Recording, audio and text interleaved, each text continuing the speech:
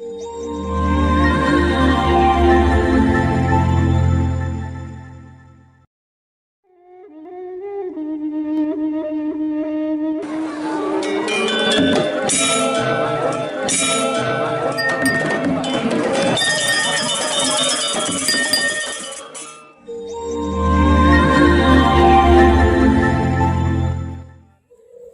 Swastiastu, Namo Namastu. Nama saya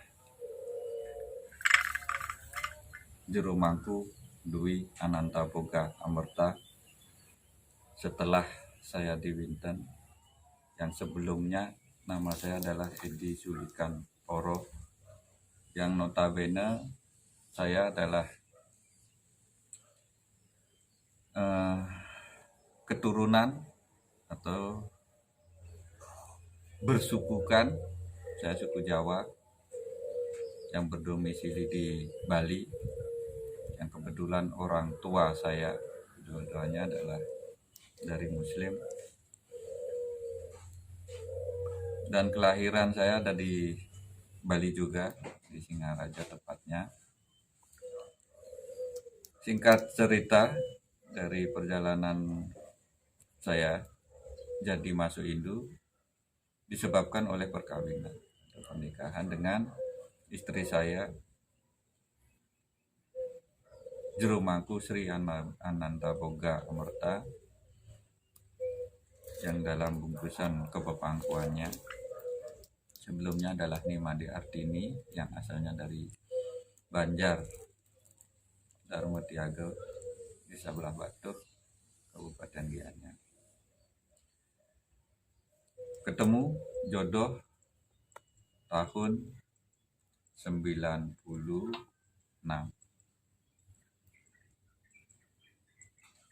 Entah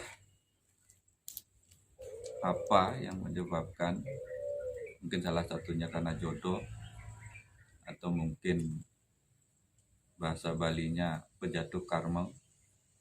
Jadi saya harus nikah, dan karena istri tidak punya saudara cowok secara Bali, dia harus nyari sentana atau mengangkat anak. Dua orang tuanya itu seorang anak cowok. Nah, sebelum menentukan hari pernikahan pun saya berkali-kali ditanya bahwa saya harus masuk Hindu. Dengan pikiran dalam hati saya saat itu, saya pikir agama itu sama dari cara pandang saya, entah itu Islam, entah itu Hindu, entah itu Kristen atau yang sebagainya. Akhirnya saya memutuskan untuk oke lah, saya masuk Hindu dan menikah dengan istri saya. Dan keputusan itu pun melalui pertimbangan keluarga dan cukup sederhana. Orang tua saya, terutama bapak saya, bahasa Jawanya sederhana. Uripmu ya uripmu le. Jadi artinya hidup saya ini ya saya yang punya. Apapun yang kamu lakukan, karena tugas bapak hanya sekedar sampai membesarkan kamu, menikahkan kamu dan selesai. Nah, dari situ menambah keyakinan, akhirnya karena ada restu dari orang tua, memutuskan diri untuk pindah agama dan menikah dengan istri yang notabene juga dari agama Hindu. Dari perjalanan pernikahan itu banyak melalui, karena ada ternyata adalah satu untuk merubah pola pikir, isi hati tentang keyakinan itu cukup sulit. ternyata kita harus masuk lebih ke dalam mempelajari agama. Nah, suatu hari saya ketemu dengan salah satu tokoh Islam yang mungkin tidak bisa saya sampaikan di sini. Saya bertanya kepada beliau, apakah salah saya pindah agama? Ternyata beliau sederhana sekali mengatakan, bahkan hadisnya pun ada. Jadi adalah dosa di saat seseorang pindah agama, menyia-nyiakan agama barunya dan menistakan agama lamanya. Jadi dari situ saya semakin yakin bahwa ini saya harus mempelajari, menekuni, meyakini agama baru saya itu dan tidak nistakan atau menjelekkan agama atau agama asal saya dulu dari lahir. Nah, dari situ ternyata saya diproses di satu proses perubahan status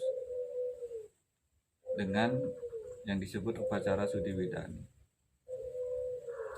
Nah, dari Sudi Widani itu ada proses lagi, ternyata saya harus diproses dari upacara kelahiran. Entah itu dari 12 hari, 1 bulan 7 hari, 3 bulan, 6 bulan, potongan. Nah, sampai potong gigi. Setelah itu baru menikah. Nah, dari situ ternyata Hindu, karena berdasarkan apa yang saya ketahui, ternyata ajaran agama itu adalah agama dengan simbolis. Segala sesuatunya disimbolkan. Jadi akhirnya saya meyakini dan bisa melogikakan agama Hindu itu. Dalam arti ada keyakinan di Hindu, tattwa susila upakara. Jadi ada dasar pelaksanaan daripada satu upacara. Kedua tata cara, ketiga adalah pelaksanaan. Jadi agama Hindu Bali itu adalah agama pelaksanaan. Agama seremonial. Karena mewujudkan dari satu keyakinan, wujud satu rasa syukur dengan dibikinkanlah satu upacara dan upacara.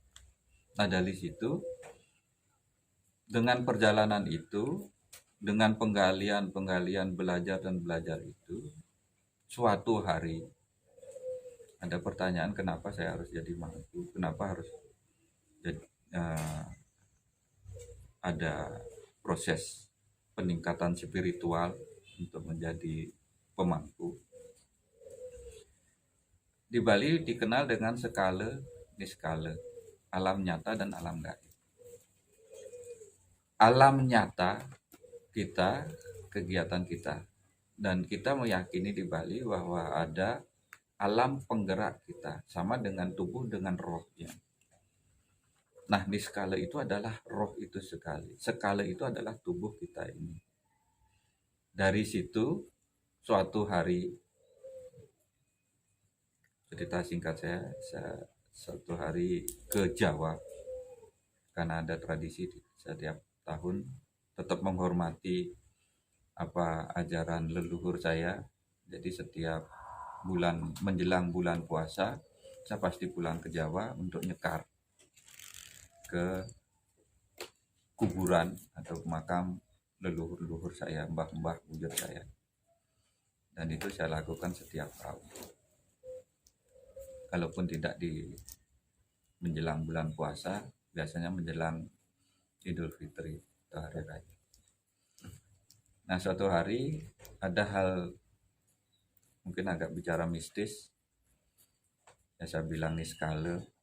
Di suatu hari saya diajak ke pura, itu pura Ananta Boga yang ada di lereng Gunung Raung di Glenmore, Kabupaten Banyuwangi.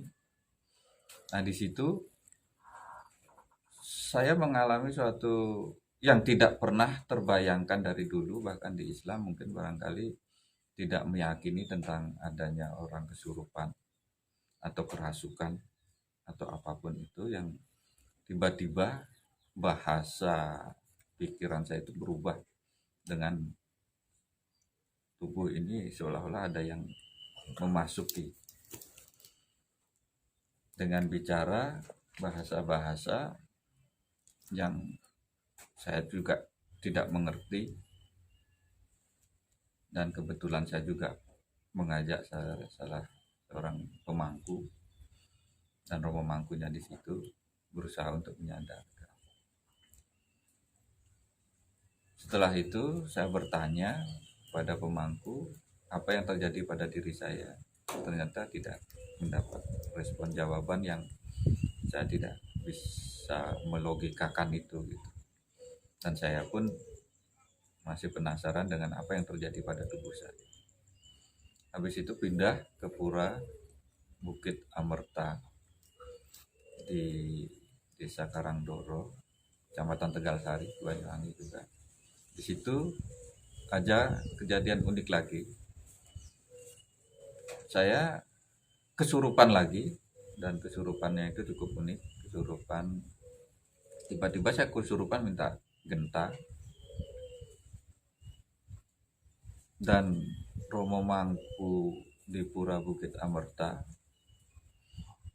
Romo Mangku Sukaji, beliau tiba-tiba memberikan saya genta yang tanpa sadar saya menyuarakan genta itu, dan disaksikan oleh pemangku yang ikut dalam perjalanan Tirtoyatra ke Jawa itu. Dan saya tiba-tiba menyuarakan genta itu tanpa ada ragu-ragu dan bersuara seperti pemangku yang profesional di situ. Nah, itu pun terbayang dalam pikiran saya, cuman tubuh ini tidak bisa memberontak melawan dengan apa yang saya lakukan itu. Saya harus melakukan itu ternyata. Dan akhirnya sekitar 5 sampai 7 menit, 10 menitan itu saya lakukan dengan puja mantra yang saya agak lupa mantra apa yang saya sampaikan waktu itu. Saya memuja mantra waktu itu, dan saya tidak pernah berpikiran, loh saya kok bisa gitu, karena begitu saja terjadi itu. Nah dari situ selesai, saya tanya pun kepada mangku yang saya ajak ke Jawa itu pun tidak memberi jawaban pasti apa yang terjadi pada diri. Nah dari situ akhirnya saya bertanya dalam diri, apa sih gitu. Istri pun karena keterbatasan pengetahuan tentang itu hanya menangis, dan apa yang terjadi juga tidak tahu dan sebagainya. Nah, bertanya pun kadang tidak dapat jawaban. Romo mangkunya pun bilang hanya waktu itu jalanin saja Pak Jero, jalani saja. Nah saya jalanin ini yang tidak.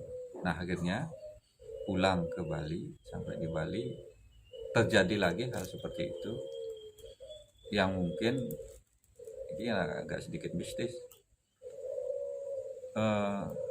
Saya datangin orang sampai di rumah itu, didatangin orang itu bahasa Balinya itu nunas tambo, atau bahasa Indonesianya itu minta berobat, yang dalam arti loh kok ke saya gitu.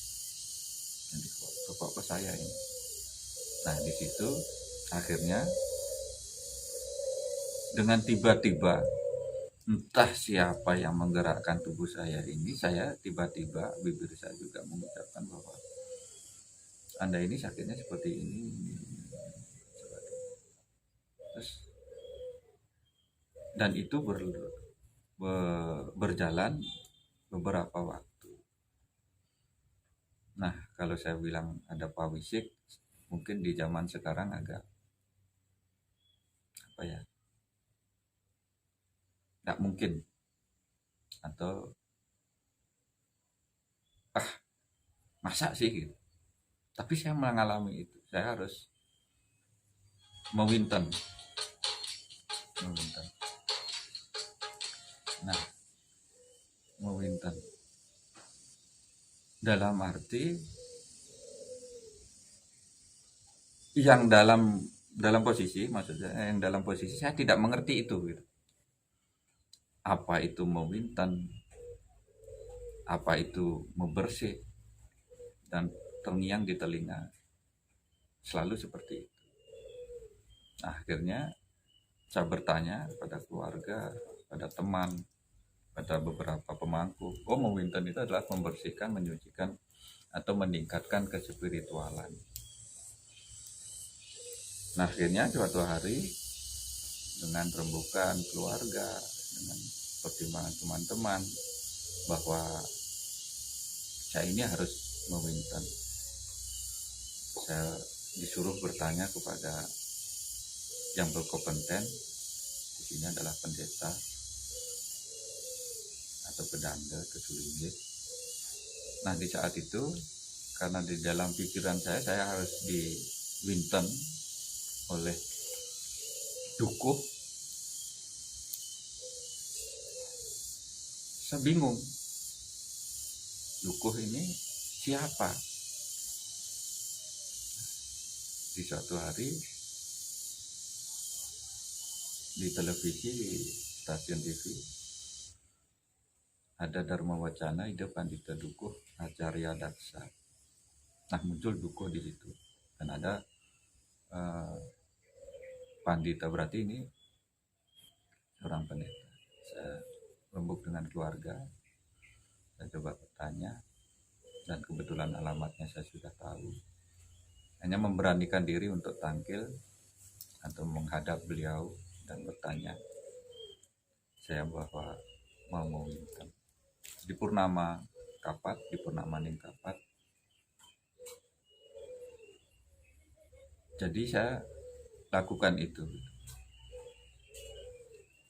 Nah, bertanya sampai di gereja, beliau begitu menjelaskan bahwa siapapun boleh mewinten, siapapun boleh meningkatkan kespiritualan.